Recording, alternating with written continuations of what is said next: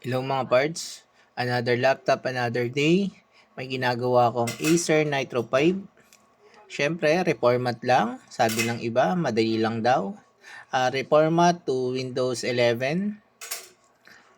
Napakaiksi ng video mga parts, panoorin nyo. 4 minutes lang, huwag nyo skip. Ano ba kagandahan pag tinapos nyo yung video? Syempre, matututo na kayo mag-reformat ng Windows 11. Yon, okay? Sa video mga parts, nakita niyo yung proseso kung paano mag-format ng Windows 11. Sabi ng ilan, madali lang daw mag-reformat. Oo, madali lang mag-reformat sa marunong. Sa mga hindi pa marunong, para sa inyo to, panoorin nyo para matuto kayo mag-reformat. Okay? Share ko lang mga parts. Mga parts, dapat license OS or Genuine yung OS na gagamitin natin.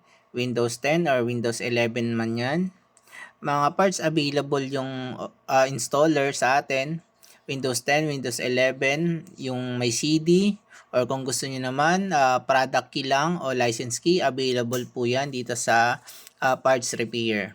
Okay? Ano ba yung kagandahan pag license? Pag license po yung operating system natin, mga parts, ma-avail natin yung Windows update ni Microsoft. Okay? Once na updated po yung laptop natin, syempre malakas din po yung antivirus natin. Yun yung kagandahan ng mga parts. Mga parts, halos patapos na tayo. After ng setup, ang kailangan lang natin gawin ay Windows update. Yan, lagay lang natin yung pangalan, Acer, next.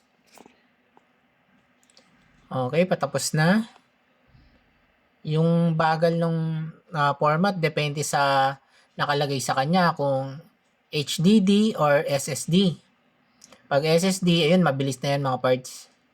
Kaya yung iba, mga lumang laptop, pinapa-upgrade nila, nagpapalit sila HDD to SSD para mas bumilis yung laptop nila. Yan mga parts, okay na. Press natin yung Windows tsaka I para lumabas yung settings. Then, press lang natin yung Windows Update.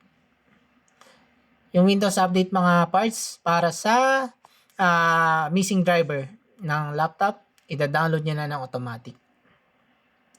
Yan, okay na mga parts. Thank you for watching.